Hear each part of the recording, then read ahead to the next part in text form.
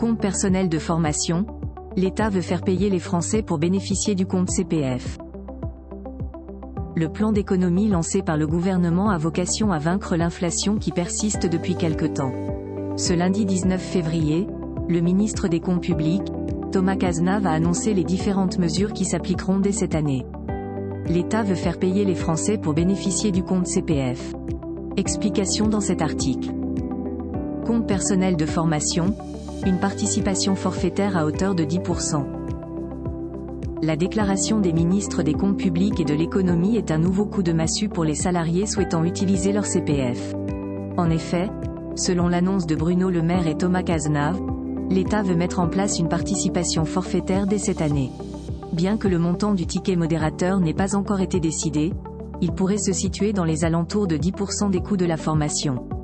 Si un salarié veut passer son permis de conduire en employant son compte professionnel de formation ou CPF, il doit s'acquitter d'une somme de 150 €.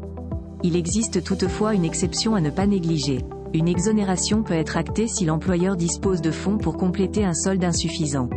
Cette mesure sur le CPF permettra au gouvernement de réaliser une économie significative de 200 millions d'euros sur une enveloppe de 2 milliards d'euros. Il convient de rappeler que cette opération s'accompagne d'un décret qui sortira vers le mois d'avril. L'État contraint de réduire ses dépenses prévisionnelles. Cette année, l'État a pour principal objectif de baisser le déficit public à 4,4% du PIB.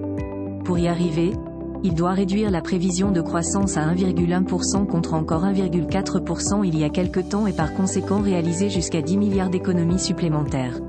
Une somme qui s'ajoute aux économies à hauteur de 16 milliards déjà prévues dans le budget 2024. Comme l'a indiqué le ministre de l'économie, le ralentissement économique est nécessaire pour sortir de l'inflation.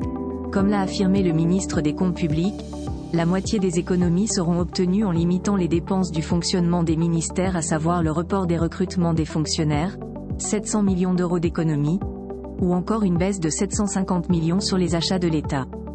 Le reste devra être trouvé sur la réduction du fonds vert et la baisse de 800 millions de l'aide publique. Outre le CPF, le gouvernement prévoit également d'autres mesures conséquentes qui pourraient impacter la vie des Français. Sachez en effet que l'enveloppe destinée à l'aide à la rénovation énergétique MaPrimeRénov' sera réduite d'1 milliard d'euros. Il est à noter qu'un décret d'annulation des 10 milliards d'euros susmentionnés est prévu déjà cette semaine.